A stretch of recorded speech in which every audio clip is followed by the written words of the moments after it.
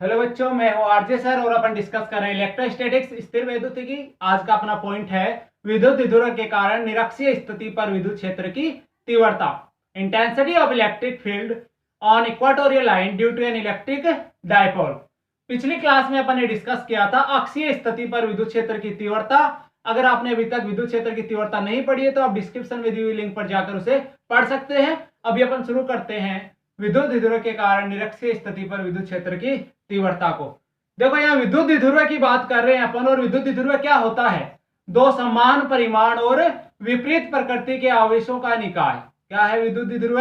दो समान परिमाण और विपरीत प्रकृति के आवेशों का निकाय विद्युत द्विध्रुव कहलाता है। तो मैं यहाँ पर कोई विद्युत द्विध्रुव ए भी ले लेता हूं। यहाँ पॉइंट ए ले लिया है, यहाँ बिंदु बी हो गया है, यहाँ पर प्लस क्यू आवेश ले लिया, यहाँ पर माइनस क्यू आवेश ले लिया। तो ये क्या हो गया? एक विद्युत द्विध्रुव हो गया है जिसकी लंबाई अपन ले लेते हैं 2a। अब इस विद्युत द्विध्रुव से निरक्षीय स्थिति पर अपन को विद्युत क्षेत्र की तीव्रता की गणना करनी है। तो इसके लिए अपन क्या करेंगे? इस द्विध्रुव के मध्य बिंदु O से निरक्षीय स्थिति पर जहां कोई बिंदु P रखा है वहां विद्युत क्षेत्र की तीव्रता की गणना करेंगे, जहां दूरी होगी स्मॉल r। स्मॉल r दूरी पर क्या रखा है? बिंदु P रखा है, जहां विद्युत क्षेत्र की तीव्रता की गणना करनी है अपन को। तो अपन यहाँ क्या करेंगे? अपन को पता है कि विद्युत क्षेत्र की जो तीव्रता है उसकी दिशा कहां से कहां होती है? उच्च विभव से निम्न विभव की और धनावेश से ऋणावेश की ओर होती है। तो यहां से परिणामी विद्युत क्षेत्र की तीव्रता प्लस क्यू के कारण क्या हो जाएगी? यहाँ पर ये हो गई EA। अपन क्या ले लेंगे? इसको EA ले लेंगे। यहाँ अगर परिणामी तीव्रता EA है तो यहाँ पर इसके कारण क्षैतिज घटक क्या हो जाएगा? EA cos थीटा, और ऊर्ध्वाधर घटक क्या हो गया यहाँ पर? EA sin theta. यहां प्लस से माइनस की ओर अपन जा रहे हैं तो इधर क्या हो जाएगा? ये इधर हो जाएगी प्लस से माइनस की ओर दिशा हो जाएगी। इधर अपन प्लस से माइनस की ओर ये दिशा ले लेते हैं। तो ये लो परिणामी ये हो गया है EB। अगर ये परिणामी EB हो गया है तो यहां पर क्या हो जाएगा? क्षैतिज घटक EB cos थीटा। अगर क्षैतिज घटक EB cos थीटा है तो ऊर्ध्वाधर घटक क्या हो जाएगा? EB sin theta. यहां से अपन निकाल सकते हैं प्लस क्यू आवेश के कारण और माइनस क्यू आवेश के कारण। ये कुल दूरी 2a थी, तो यहाँ ये दूरी a हो गई, ये a हो गई है।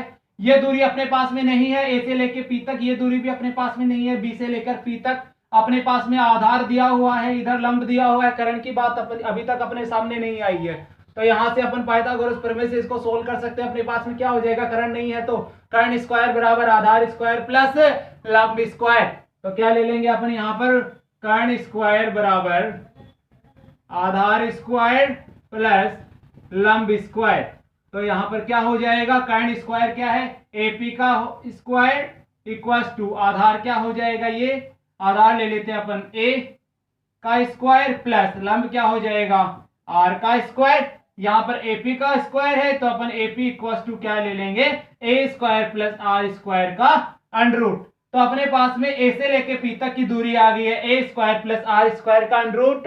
अपन को डायग्राम में दिख रहा है जितनी दूरी यहां से लेकर यहां तक की है उतनी ही दूरी यहां से B से लेकर के P तक की है। तो ये दूरी अपने पास में A square plus R square का अंडर रूट आया है। तो ये दूरी भी कितनी हो जाएगी? A square plus R square का अंडर रूट। तो यहां पर मैं लिख देता हूं A square plus R square का अंडर रूट। तो ये दूरी भी क्या हो गई है? A square plus R square का अंडर रूट हो गई है। अब अपन प्लस क्यू आवेश के कारण सोल्व कर सकते हैं और माइनस क्यू आवेश के कारण विद्युत क्षेत्र की तीव्रता को सोल्व कर सकते हैं। उसके बाद अपन परिणामी विद्युत क्षेत्र की तीव्रता यहां से निकाल लेंगे। तो अपने पास में क्या दिया हुआ है? सबसे पहले प्लस क्यू आवेश के कारण, प्लस क्यू आवेश के कारण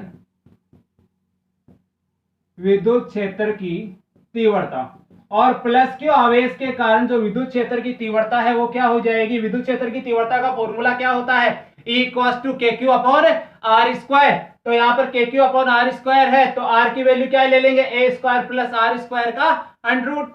तो E इक्वल्स टू E की वैल्यू आप पॉइंट A पर बात कर रहे हैं अपन, तो EA इक्वल्स टू क्या हो जाएगा? KQ upon R square. तो EA equals to KQ upon R की वैल्यू क्या है अपने पास में? Under root A square plus R square का होल स्क्वायर। तो यहां से अंडर रूट कैंसिल हो जाएगा, क्या बचेगा अपने पास में? A square plus R square. तो EA की वैल्यू अपने पास में क्या निकल के आ गई है? EA equals to KQ upon A square plus R square. समीकरण नंबर 1 दे देंगे। ऐसे ही बिंदु बी पर अपन देखें तो विद्युत क्षेत्र की तीव्रता का फॉर्मूला क्या हो जाएगा, KQ/R²। KQ/R² अपने पास में था, आर की वैल्यू यहाँ सेम है तो यहाँ भी आर की वैल्यू सेम होगी। इसका मतलब अपने पास में EB इक्वल टू भी क्या आएगा, KQ/A² + R²। तो -Q आवेश के कारण विद्युत क्षेत्र की तीव्रता, और विद्युत क्षेत्र की तीव्रता यहां पर EB बराबर क्या हो जाएगा, KQ/A² + R²। समीकरण नंबर इसको अपन 2 दे देते हैं। अपने पास में अगर अपन परिणामी तीव्रता की बात करें यहां पर, तो परिणामी तीव्रता E टोटल इक्वल्स टू क्या हो जाएगा, अपन को पता है यहां पर EA इक्वल्स टू क्या है, EB के है। अपन देखें यहां पर देखो EA sin theta, EB sin theta, sine घटक विपरीत दिशा में है और विपरीत दिशा में होने के कारण ये एक दूसरे को यहां से निरस्त कर देंगे। कोस घटक समान दिशा में है, समान दिशा में है तो ये आपस में जुड़ जाएंगे, तो कोस घटक तो आपस में जोड़ देंगे, साइन घटक यहां से कैंसिल हो गए हैं, दोनों इक्वल हैं अपने पास में। तो अपने पास में क्या है, EA cos theta + EB cos theta, दोनों को जोड़ देंगे तो परिणामी तीव्रता अपने पास में निकल कर आ जाएगी। तो मैं ले लेता हूं EA cos theta + EB cos theta.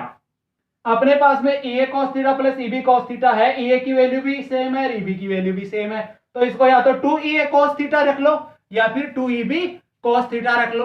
तो मैं यहां पर रख लेता हूं E total equals to 2EA cos theta. EA की वैल्यू अपने पास में क्या है, KQ/A² + R²। तो मैं E टोटल इक्वल टू ले लेता हूं 2, इधर रख देता हूं KQ/A² + R², इधर है अपने पास में cos थीटा। और अब अगर अपन यहाँ पे cos थीटा को सोल्व करें तो cos थीटा इक्वल टू क्या हो जाएगा, आधार अपॉन कर्ण हो जाएगा। आधार अपॉन कर्ण होगा तो cos थीटा की वैल्यू अपन यहां से निकाल लेते हैं। आधार कितना है अपने पास में, A है, कर्ण कितना है अपने पास में, A² + R² का अंडरूट है, तो A² + R² का अंडरूट। ये वैल्यू अपन कहां रख देंगे, cos थीटा की जगह। तो E टोटल इक्वल्स टू क्या हो गया अपने पास में, 2KQ/A² + R² into A/A² + R² का अंडरूट। अपने पास में यहां वैल्यू आई है A² + R² और अंडरूट A² + R²। इसका मतलब अगर आधार समान हो तो घात आपस में जुड़ जाएंगी। यहां पर आधार समान है तो घात यहां पर 1 है घात और यहां पे 1/2 हो गई, तो घातों को आपस में जोड़ देंगे तो 1 + 1/2 कितना हो जाएगा, यहां पर 3/2 हो जाएगा। तो E टोटल अपने पास में क्या निकल कर आएगा, यहां से 2KQ A था अपने पास में, यहां पर A² + R² अपने पास में है, घात कितनी हो गई है, 3/2 हो गई है।